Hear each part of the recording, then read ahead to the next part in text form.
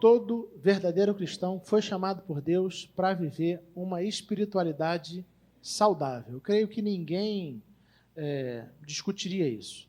E quando a gente fala de uma espiritualidade saudável, fundamentalmente, é necessário que a gente entenda que essa espiritualidade ela precisa ser uma espiritualidade cotidiana, uma espiritualidade do dia a dia, que não tem a ver apenas com um dia da semana onde eu vou na igreja, embora seja importante vir à igreja aos domingos, mas tem a ver com a maneira como a gente desenvolve um relacionamento com Deus e a gente experimenta a nossa fé ao longo do nosso dia a dia, nosso cotidiano, os outros dias da semana. O falecido teólogo holandês Henry Nouwen, conhecido pelos seus escritos na área da espiritualidade cristã, ele tem uma frase que eu gosto muito. Ele disse certa vez que a partir do momento onde nós escolhemos dizer sim, eu quero seguir Jesus, e eu creio que todos nós aqui já fizemos, já tomamos essa decisão de seguir Jesus, a pergunta que se levanta então é: que disciplinas me ajudarão a permanecer fiel a essa escolha? Se você escolheu o caminho do discipulado, se você quer seguir Jesus, a pergunta é: o que você pode fazer para que você se mantenha fiel a essa decisão, a essa escolha? Henry Nouwen trabalha e aponta para essa necessidade. O fato é que crer em Cristo é absolutamente fundamental. Reconhecer Jesus como seu Salvador é extremamente importante. É o reconhecimento mais importante da nossa vida. Reconhecer que Jesus foi aquele, o Deus Filho, que veio ao mundo e morreu na cruz no nosso lugar. Essa é a decisão mais importante das nossas vidas, e eu creio que boa parte, se não todos nós que estamos aqui presentes, em algum momento já tomamos essa decisão.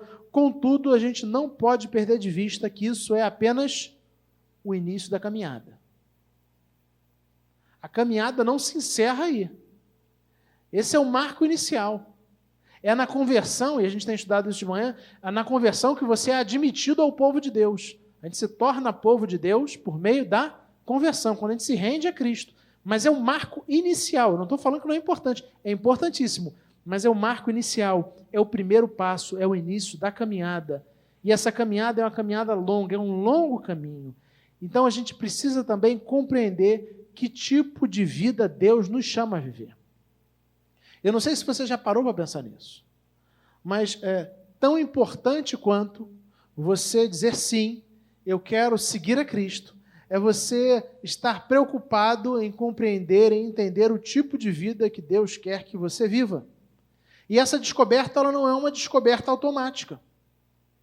Não acontece naturalmente. Além disso, constantemente eu e você somos tentados a nos afastar do estilo de vida que o Senhor aponta. Mas graças a Deus, na sua misericórdia, a gente olha para os evangelhos e a gente descobre que Jesus não veio apenas para morrer na cruz no nosso lugar. Se assim fosse, ele não precisava passar 33 anos, aqui. Ele não veio apenas para morrer na cruz no nosso lugar.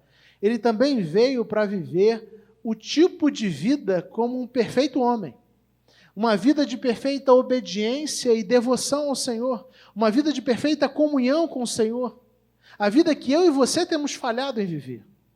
Então, dessa maneira, quando a gente olha para a vida de Jesus, a gente tem um paradigma, um modelo de como deve ser a nossa vida. Quando a gente olha para os relatos do Evangelho a respeito de como Jesus vivia, como Jesus lidava com as circunstâncias, como ele tratava as pessoas, como ele lidava com as situações, a gente olha e percebe assim, olha, como discípulo de Jesus, esse é o alvo, nós queremos nos tornar mais parecidos com ele. Ele é o paradigma, ele é o modelo. Pensando nisso, então, eu quero convidar você a olhar para a espiritualidade de Jesus e assumi-la como modelo da sua vida espiritual. Um modelo para a sua caminhada de fé. O tema da mensagem de hoje é espiritualidade para a vida. Mas antes da gente fazer a leitura do texto, eu convido você a mais uma vez fechar seus olhos e nós vamos orar, pedindo a iluminação do Santo Espírito de Deus para esse instante de reflexão. Deus bendito, nós louvamos o teu nome. Só tu és digno, Senhor, de receber toda a honra, glória e louvor. Tu és um Deus maravilhoso. E aqui estamos nós, teu povo, teus servos, teus discípulos, desejosos por aprender mais de ti, por compreender a tua vontade, por ouvir a tua voz. Nós te pedimos, Pai, que os nossos corações e mentes estejam sensíveis àquilo que o Senhor tem para cada um de nós. de maneira que a gente ouça a Tua voz claramente. Que o Teu Santo Espírito, Pai, que inspirou os escritores sagrados, ilumine as nossas mentes e nossos corações, para que a gente compreenda a Tua palavra e para que a Tua palavra fale profundamente aos nossos corações, trazendo desafio, confronto, fortalecendo a nossa fé, encorajando cada um de nós a caminhar de acordo com o Teu querer, hoje e sempre, em nome de Jesus. Amém. Lucas, capítulo 6, versículos de 12 a 19, onde nós lemos assim: Num daqueles dias, Jesus saiu para o monte a fim de orar, e passou a noite orando a Deus. Ao anoitecer, chamou seus discípulos e escolheu 12 deles, a quem também designou apóstolos. Simão, a quem deu o nome de Pedro, seu irmão André, Tiago, João, Filipe, Bartolomeu, Mateus, Tomé, Tiago, filho de Alfeu, Simão, chamado Zelote, Judas, filho de Tiago, e Judas Iscariote, que veio a ser o traidor. Jesus desceu com eles e parou num lugar plano. Estavam ali muitos dos seus discípulos e uma imensa multidão procedente de toda a Judéia, de Jerusalém e do litoral de Tiro e de Sidom, que vieram para ouvi-lo e serem curados de suas doenças. Os que eram perturbados por espíritos imundos ficaram curados, e todos procuravam tocar nele, porque dele saía poder que curava todos. Até aí. Na narrativa do Evangelho de Lucas, o texto que nós acabamos de ler, ele é conhecido como a escolha dos 12 apóstolos. Possivelmente, se você tiver com a Bíblia aberta, você vai ver que o título que a Sociedade Bíblica costuma colocar lá em cima, né, é a escolha dos 12 apóstolos. E esse texto, em Lucas, se conecta diretamente com o contexto imediato posterior, que é o do Sermão do Monte, narrado em Lucas. A gente também encontra a narrativa do Sermão do Monte em Mateus, mas aqui é a narrativa de Lucas. A pregação se inicia em Lucas capítulo 12, versículo 20, com as bem-aventuranças, assim como o Sermão do Monte lá em Mateus se inicia com as bem-aventuranças. Então o texto que nós lemos, ele se situa nesse momento. A escolha dos apóstolos, que ela precede o Sermão da Montanha na narrativa do Evangelho de Lucas. Nesse texto que nós lemos, nesses versículos que nós lemos, nós percebemos claramente 3 movimentos que marcaram a vida de Jesus e que servem de modelo para todos aqueles que desejam segui-lo. Você vai perceber que são movimentos muito claros, muito perceptíveis. E todos aqueles que querem segui-lo, seguir Jesus como discípulo, cultivando uma espiritualidade para a vida, devem seguir esses mesmos movimentos. O primeiro movimento a gente encontra já no versículo 12, quando a gente lê assim: Num daqueles dias, Jesus saiu para o monte a fim de orar e passou a noite orando a Deus. O primeiro movimento feito por Jesus e que Jesus constantemente fazia, e que fazia parte da vida de Jesus, da espiritualidade de Jesus, e que precisa fazer parte da minha vida, da sua vida, da nossa vida espiritual, da nossa espiritualidade, é um movimento em direção a Deus. É um movimento de devoção pessoal. Jesus tinha o hábito de se retirar dos discípulos e da multidão para se relacionar individualmente com o Pai. Isso era um hábito para Jesus. O versículo 12 é muito claro. Num daqueles dias ele sai para um monte a fim de orar. Não existe nenhuma mística de oração no monte. A ideia é de ele saindo para um lugar retirado, para que ele pudesse se ausentar das pessoas para investir na devoção dele. De acordo com os comentaristas, a expressão grega, que aqui foi traduzida por orando a Deus, ali no final do versículo, né, e passou a noite orando a Deus, ela é uma expressão única no Novo Testamento, só aparece nesse texto. E o que ela trabalha? Para que ela aponta? Né? Ela aponta exatamente para uma devoção que é profunda. Estar profundamente em devoção na presença santa de Deus. Aponta para um Jesus que investiu a noite toda em íntima comunhão com o Pai, uma comunhão pessoal com o Pai, uma comunhão pessoal com Deus. Então, Jesus constantemente fazia esse movimento em direção a Deus, e no texto que nós lemos, a gente vê o texto começando exatamente nesse movimento. Ele se retirando das pessoas, ele se retirando da multidão, ele se retirando dos discípulos, para estar num lugar reservado a fim de orar e passar a noite ali em intimidade, em comunhão com o Pai. Quando a gente lê os evangelhos, a gente percebe que na vida de Jesus, esses momentos não eram esporádicos, não eram momentos acidentais, não aconteciam assim por um acaso, não. Eles eram momentos intencionais, ou seja, Jesus, de fato, fazia um movimento intencional nesse sentido, era um movimento planejado, pensado, e era algo constante, era algo frequente, acontecia com grande frequência. Por exemplo, no próprio Evangelho de Lucas, que nós estamos lendo, Jesus se retira para lugares solitários para orar. Lucas capítulo 4, versículo 42, a gente lê assim: ao romper do dia, Jesus foi para um lugar solitário. As multidões o procuravam e quando chegaram até onde ele estava, insistiram que não as deixasse. O contexto de Lucas 4 é Jesus se retirando para orar, para investir na comunhão com o Pai. Então, não é apenas o nosso texto base de Lucas 6, mas em Lucas 4 isso também aconteceu. Mas também em Lucas 5,16, a gente também vê Jesus intencionalmente se retirando das pessoas para estar sós com o Pai. Notem o versículo 16 do capítulo 5 do Evangelho de Lucas. Mas Jesus retirava-se para lugares solitários e orava. Você consegue perceber que isso não era algo acidental na vida de Jesus? Que era algo intencional? Ele entendia que isso era importante, era um movimento intencional, era um movimento frequente. Ele constantemente fazia esse movimento em direção ao Pai, para buscar um relacionamento íntimo, um relacionamento pessoal, de comunhão com o Pai.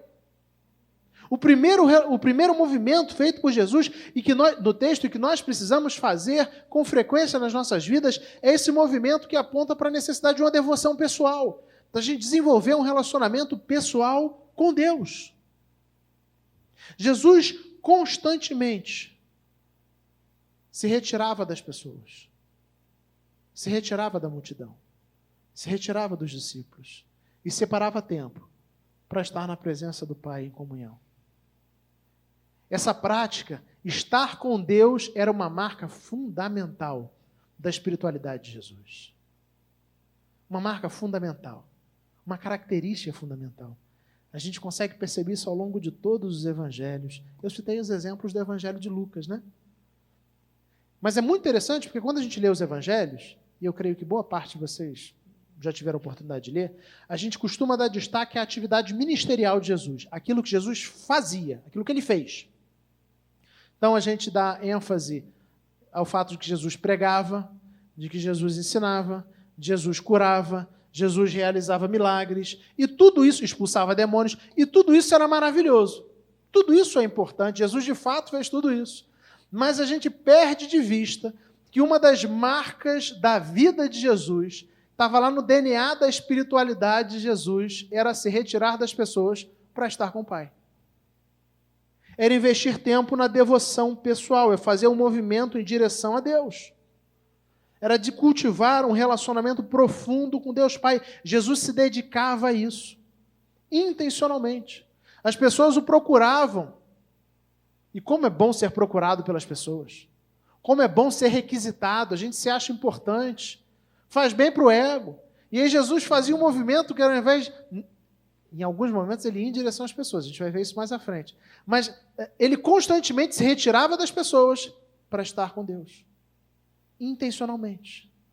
Quando nos isolamos do mundo para estar com Deus em oração, meditando nas Escrituras, os nossos corações são realinhados ao coração do Senhor. É isso que acontece.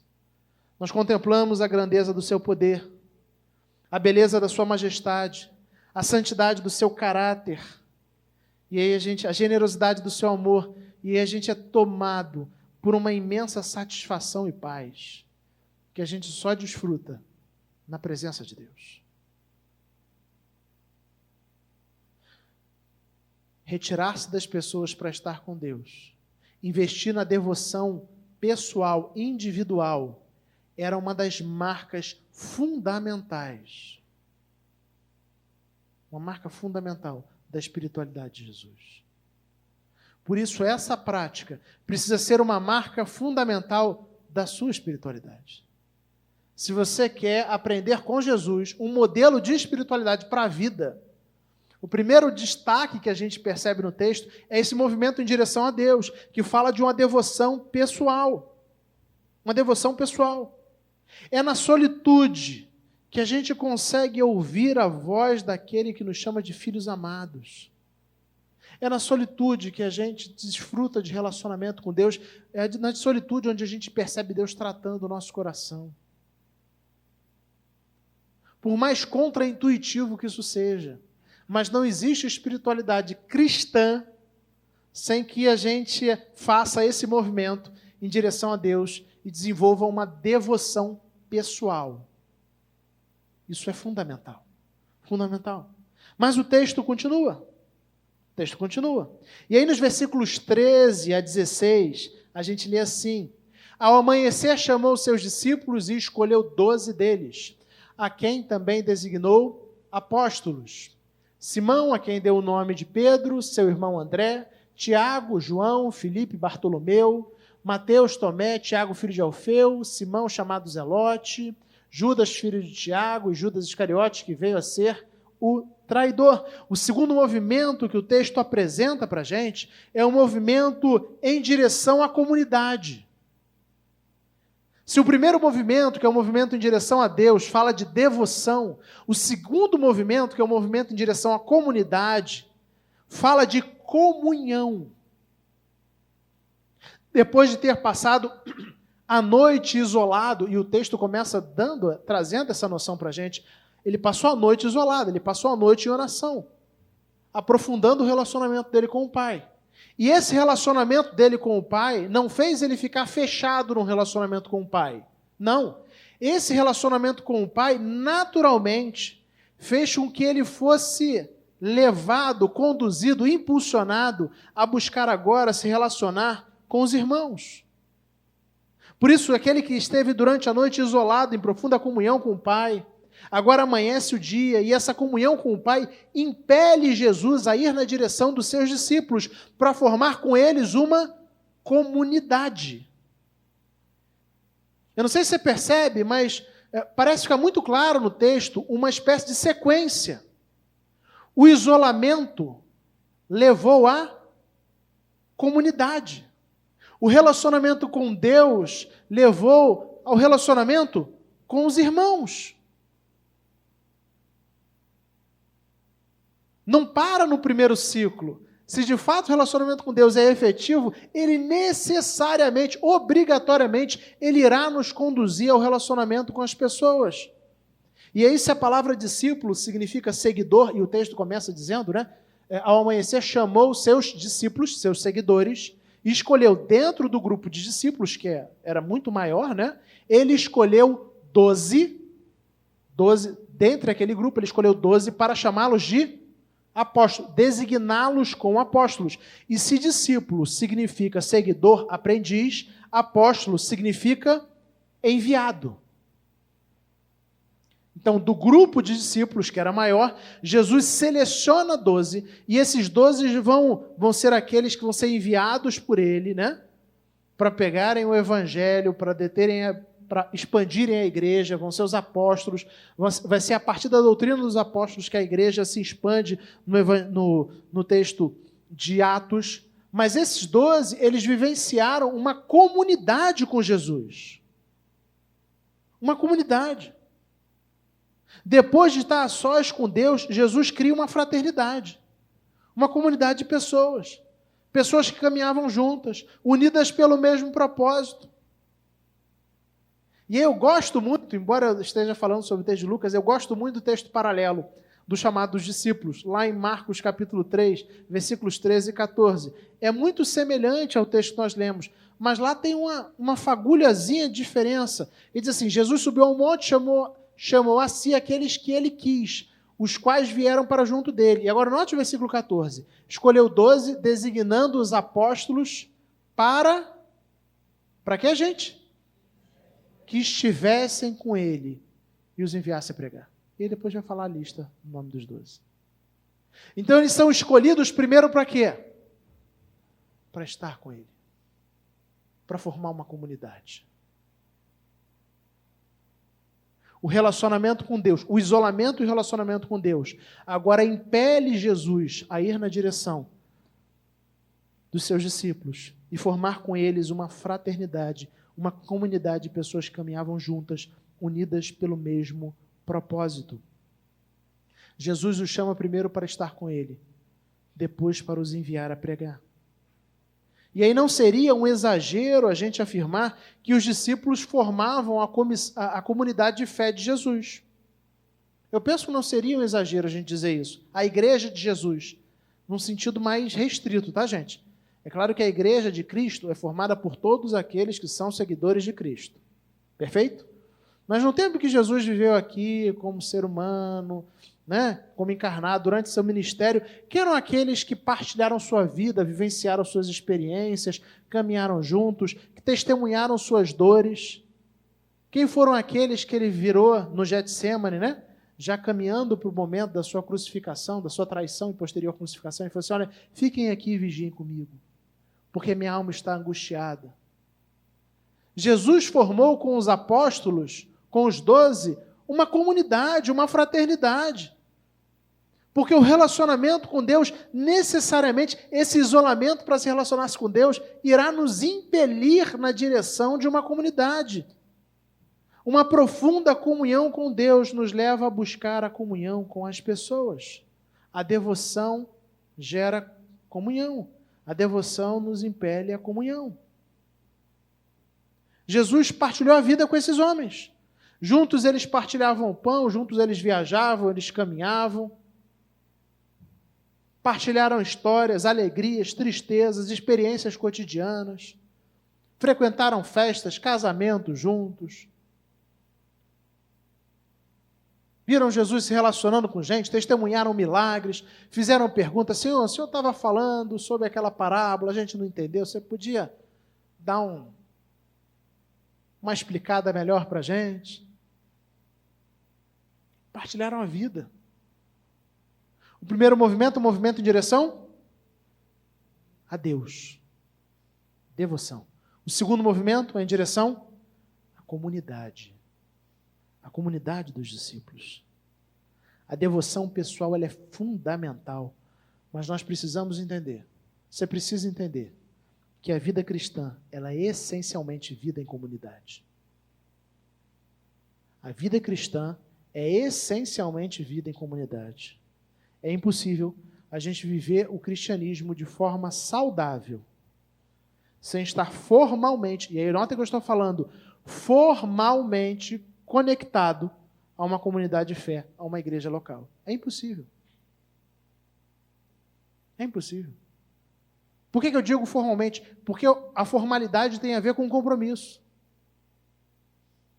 É você se comprometendo com a igreja e a igreja se comprometendo com você. Se comprometendo aqui a caminhar junto, a estimular você na fé, a repreender você quando você está errado, a te apoiar. A pandemia, ela criou a ilusão na cabeça de muitos cristãos sobre a possibilidade de viver um cristianismo à distância, sentado no sofá.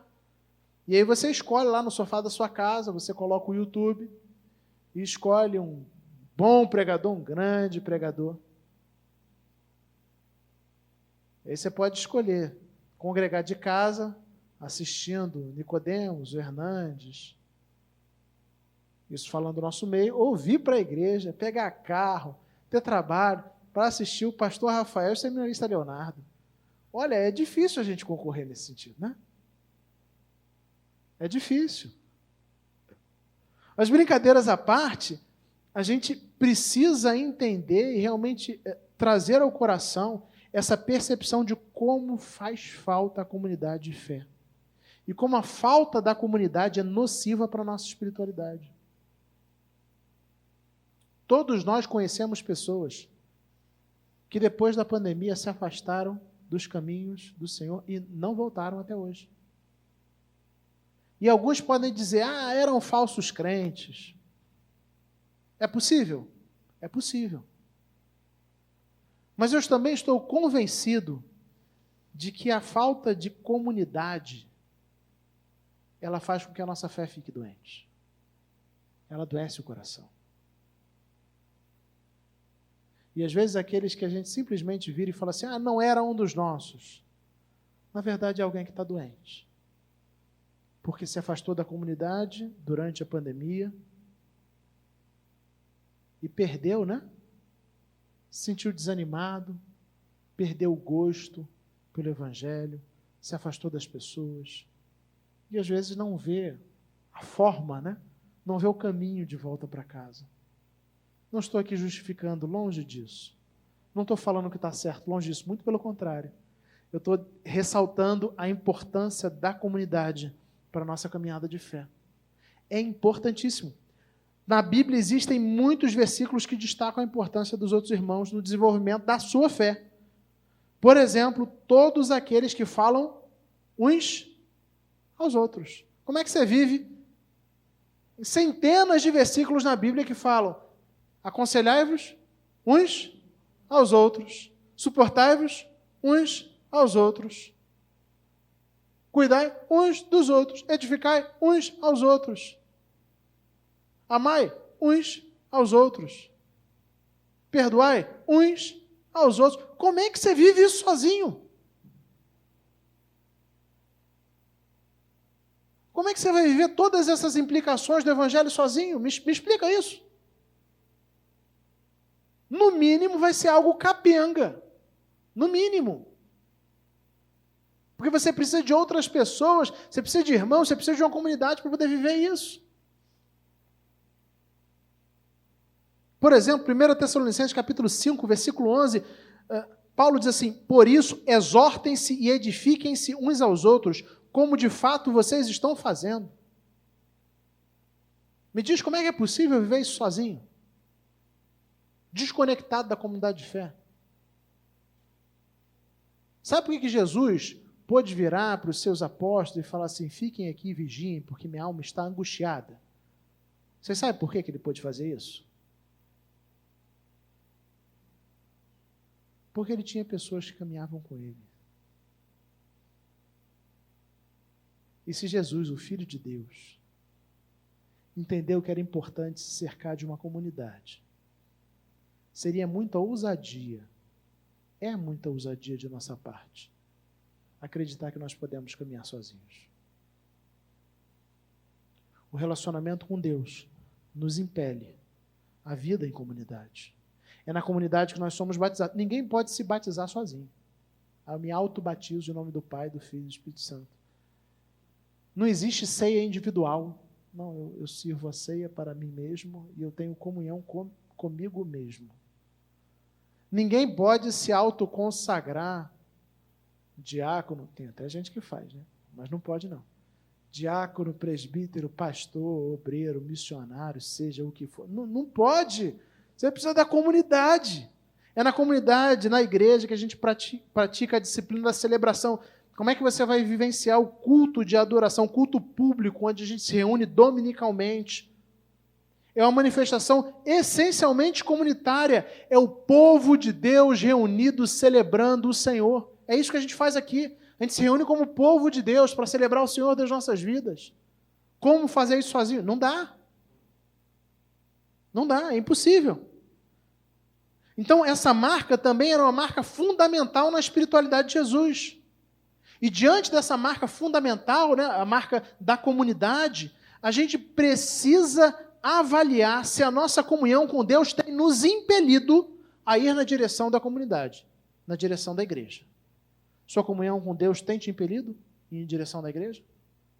Em buscar a comunhão com a igreja, estar mais próximo da igreja, se conectar? Se não está impelindo, tem algo de errado. Porque foi assim até com Jesus. Se retirou, passou a noite toda em devoção, amanheceu, ele desce. E ali ele pega e designa apóstolos. Você está formalmente conectado a uma igreja local? Se já está, você tem valorizado os ambientes de comunhão e estímulo ao crescimento mútuo, como o discipulado individual, como o grupo pequeno, como a escola dominical, como o próprio culto. Você tem se reunido com outros irmãos para celebrar o Senhor, cultuando? Essa era uma marca da espiritualidade de Jesus. Precisa ser uma marca da espiritualidade da nossa vida. Ele é o modelo. Mas o texto continua. Então já falamos movimento em direção a Deus, que fala da nossa devoção. Falamos do movimento em direção à comunidade, que fala da comunhão com a igreja de Cristo. Mas o texto continua, versículos 17 a 19 de Lucas, capítulo 6. Vamos ler juntos, em alta voz? Vamos lá? Jesus desceu com eles e parou no lugar plano. Estavam ali muitos dos seus discípulos e uma imensa multidão procedente de toda a Judéia, de Jerusalém e do litoral de Tiro e Sidom.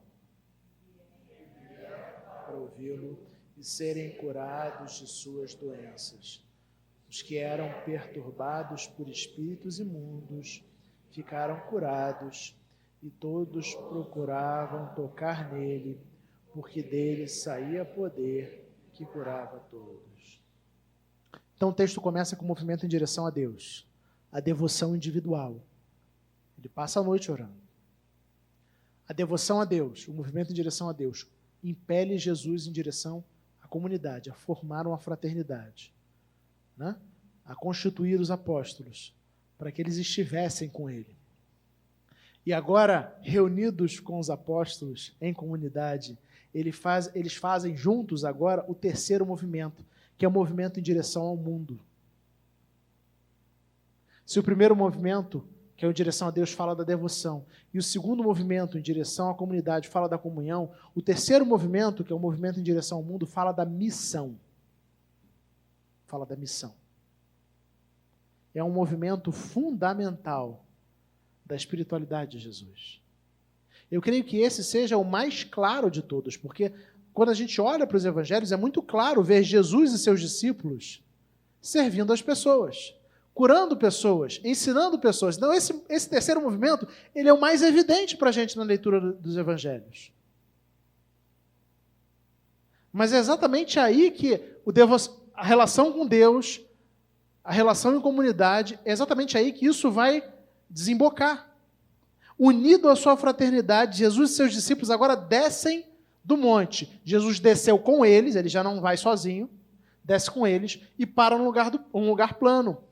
Estavam ali reunidos muitos dos seus discípulos, ele não está falando especificamente dos 12, que os 12 já são chamados a partir de então de apóstolos, está falando do grupo maior de discípulos, de seguidores de Jesus, e uma imensa multidão procedente de toda a Judéia, de Jerusalém, do litoral de Tiro e de Sidom. Então, no meio do caminho, eles estão descendo do monte, no meio do caminho, eles param no lugar onde estavam outros discípulos de uma imensa multidão. E aí, o que Jesus faz aí? Lucas diz que ele começa a ensinar e a curar aquelas pessoas. Ele começa a ensinar e a curar aquelas pessoas. A profunda comunhão com o Pai levou Jesus a buscar uma profunda comunhão com os discípulos. Agora, a profunda comunhão com o Pai e com os discípulos leva Jesus na direção da multidão. Você consegue perceber a progressão do texto? Jesus está em progresso aí. Como eu falei anteriormente, existe uma sequência do isolamento à comunidade, da comunidade para a multidão. Essa não é uma sequência aleatória. Na verdade, uma vida comunitária saudável. Não existe vida comunitária saudável quando a gente não tem comunhão com Deus. Tudo começa no movimento para Deus. Não existe vida comunitária saudável se a gente não tem comunhão com Deus. E é impossível a gente cumprir a nossa missão no mundo, como igreja, se a gente não está... se a gente não compreende o que Deus quer e a gente não está empenhado no desenvolvimento da fé uns dos outros. Então a gente só vai cumprir a missão no mundo como igreja na medida em que a gente tem relacionamento com Deus, compreende o que Ele quer, e a gente também tem relacionamento uns com os outros, e a gente está apoiando no avanço da fé uns dos outros, a fortalecer e a caminhar uns com os outros. Igrejas relevantes, o pessoal gosta muito de falar de igrejas relevantes, né? São aquelas cujos membros intencionalmente assumem o papel de ser sal da terra e luz do mundo. Vocês conhecem o texto. Intencionalmente. É um movimento intencional. Você consegue perceber isso no texto. Eu sei que esse princípio ele é bastante desafiador. Bastante desafiador. E é o Henry Nouwen, que eu já citei no início, comentando esse texto, ele tem uma frase que me deixa muito inquieta. Ele diz assim: temos de confiar em que, se somos filhos de Deus, o poder emanará de nós e as pessoas serão curadas, transformadas. O mesmo Deus que nos colocou em missão é o Deus que nos dá poder para cumprir essa missão. Não foi Deus que falou que nós somos sal e luz? E para que serve o sal? Para que, gente? E a luz? Para iluminar. Quem é que vai nos capacitar a salgar? É o Deus que nos enviou. E a iluminar? O Deus que nos enviou. A gente precisa crer nisso, nessa verdade. Por mais que isso nos deixe inquietos, a gente precisa assumir o nosso papel como igreja. A gente precisa pregar o evangelho aos perdidos, orar por aqueles que sofrem, crendo que Deus, o Pai Celestial, nos usará poderosamente na vida das pessoas. E aí, quando eu falo como igreja, eu não estou pensando institucionalmente.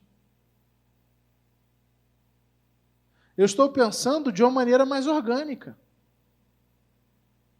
Porque a gente sempre pensa institucionalmente.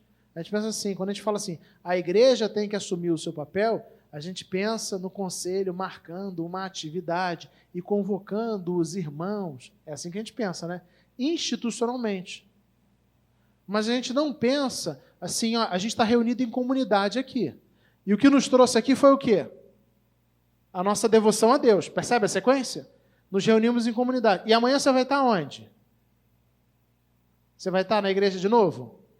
Não, você vai estar no seu trabalho, na sua casa, na escola onde você dá aula, você vai estar na sua vizinhança, você vai estar cuidando de criança, enfim, você vai estar fazendo alguma coisa, mas você vai estar lá em missão. Você vai estar lá em missão para assumir o seu papel de ser sal da terra e luz do mundo. Para pregar o evangelho àqueles que estão perdidos. Para orar por aqueles que sofrem. Crendo que Deus usará você poderosamente na vida das pessoas. Então, eles descem, e existem pessoas que vieram ouvi-lo e serem curadas de suas doenças, e eles passam a fazer o quê? Eles passam a curar as pessoas e a pregar, a ensinar. Então, a gente percebeu e aprendeu 3 movimentos feitos na espiritualidade de Jesus, e que precisam ser absorvidos por cada um de nós como espiritualidade da nossa vida. Primeiramente, o movimento em direção a Deus, que fala da nossa devoção pessoal. A pergunta que a gente precisa se fazer diante desse movimento é: como anda a nossa vida com Deus? Ela existe? Você tem separado tempo intencionalmente e frequentemente para orar e ler a Bíblia? Você tem se retirado das pessoas, se retirado da agitação para estar com Deus, para se relacionar com Deus? Não existe espiritualidade cristã sem que a gente tenha relacionamento com Deus, sem que a gente tenha devoção pessoal. Desde pequenininho a gente ensina as crianças a orar e ler a Bíblia. E aí você passou, quem cresceu na igreja, passou pelo departamento infantil, passou pela classe de adolescentes, passou pela classe de jovens, é adulto e continua ouvindo que tem que orar e ler a Bíblia, porque isso é relacionamento com Deus. Não existe outra fórmula, não existe outra ideia, não existe uma invenção. Não, isso é se relacionar com Deus. Deve ser intencionalmente. Esse movimento de direção a Deus, ele precisa ser intencional. Você precisa cultivar a sua devoção a Deus, pessoal. Vir à igreja é importante, importantíssimo, mas não substitui a devoção pessoal, individual, de você orar, de você ler a Bíblia, de você separar tempo, se ausentar das coisas e das pessoas para se relacionar com Deus, para buscar um relacionamento mais profundo com Deus. Reverendo Hernandes não é comentando esse texto, falando sobre oração, Ele certa vez afirmou algo que eu achei bem interessante. Ele diz, olha, Jesus nunca ensinou os seus discípulos a pregar. Você não vai ver nos evangelhos Jesus ensinando os discípulos a pregar. É claro, ele pregou e eles viram como ele pregava e eles passaram a pregar também. Mas ele nunca fez uma aula específica de como pregar. Mas eles tiveram uma aula específica de como orar. Eles pedem, né? Ensina-nos a orar. Tal a importância da vida de oração. Você tem o hábito de ir para o seu quarto, fechar a porta e orar ao Pai que está em secreto? Ou você esteja ouvindo o texto e fala assim, mas não tem monte perto de casa. Esquece monte, gente. Jesus fala do quarto. O quarto pode ser o seu lugar retirado, seu lugar secreto. A questão é se afastar das pessoas intencionalmente durante um tempo selecionado para estar com Deus. Você tem feito isso? Segundo, a gente viu que o movimento em direção à comunidade fazia parte da vida de Jesus e precisa fazer parte da nossa vida. É impossível a gente viver um cristianismo de maneira saudável sem ser formalmente conectado a uma comunidade, a uma igreja local. A pergunta é, você está conectado a uma comunidade de fé? O seu relacionamento com Deus está impelindo você, impulsionando você a buscar um relacionamento mais profundo com a igreja de Cristo? A igreja tem falhas? Tem. Muitas. Muitas. Pastores, presbíteros, diáconos, pessoal do louvor, professor de criança, pessoa que está sentada no céu, todo mundo aqui tem falha, gente. Por isso que Jesus morreu pela gente. É porque a gente é difícil mesmo. A igreja tem falha. Mas Jesus ama a igreja, a ponto de dar a vida pela igreja dele. Então você deveria amar a igreja também. Quem é discípulo de Cristo, ama a igreja de Cristo. Porque Jesus morreu por ela. Simples assim. O seu relacionamento com Deus está impulsionando você em direção à comunidade? Está conectado? Ou está desconectado? Você está realmente presente? Pensa nisso. Terceiro e último, movimento em direção ao mundo. Cristãos que desenvolvem um relacionamento pessoal com Deus e amadurecem na fé comunitariamente irão ao mundo para viver em missão. Como sal da terra e luz do mundo, onde quer que Deus os coloque. Jesus não, embora não exista pecado em fazê-lo, Jesus não marcava evangelismo. Jesus vivia em missão. Existe uma diferença radical nisso. Jesus entendia que onde quer que ele estivesse, fazendo o que ele estivesse fazendo, no lugar, independente do lugar que ele estivesse, aquele lugar era um lugar onde ele estava ali a serviço do reino de Deus, em missão, para ser sal e luz. Então, onde foi o campo de missão de Jesus? Basta você ler os evangelhos. O campo de missão de Jesus foi casamento. O campo de missão de Jesus foi almoço com publicanos e pecadores. O campo de missão de Jesus foi à beira do poço com a mulher samaritana. O campo de missão de Jesus foi entrando ou saindo de cidades quando ele pegou e curou pessoas e ensinou do evangelho. O campo de missão de Jesus foi na sinagoga anunciando o evangelho. O campo de Jesus foi em muitos lugares, porque ele não fazia algo com o dia e a hora marcada. Amanhã, separa folheto, Tiago, né? Pede para João comprar, né? Para Judas comprar mais folheto, porque eu estou querendo fazer um impacto evangelístico. Não. Jesus vivia. E enquanto ele vivia, ele anunciava o reino, ele pregava, e pessoas eram curadas. Ele vivia em missão, ele era sal e luz aonde ele estava. E é assim que nós precisamos encarnar o evangelho. Encarnar o evangelho tem a ver com isso, tem a ver com ser sal da terra e luz do mundo, onde quer que Deus te coloque. Então, eu quero terminar pensando e encorajando você a pensar onde você vai estar amanhã. Onde você vai estar amanhã? Não precisa falar para mim, não. Você pensou e sabe onde é que você vai estar amanhã? Já lembrou. Deus te mandou para esse lugar em missão, para você ser sal da terra e luz do mundo lá. Vamos parar de escolher dia, hora, marcar, né? E a gente fica postergando. Deus colocou lá em missão, para que você seja bênção lá. Vamos orar?